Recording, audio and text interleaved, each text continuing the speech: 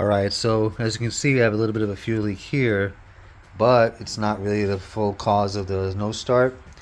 If I unplug the MAF, we can get it to start, but it runs really rich. So we think there may be something else going on. MAF is probably out of the question now, so I have to wait for my replacement. It could be the crank position sensor, but I'm going to go by a process elimination, see what's going on. We do have fuel, obviously. We have spark.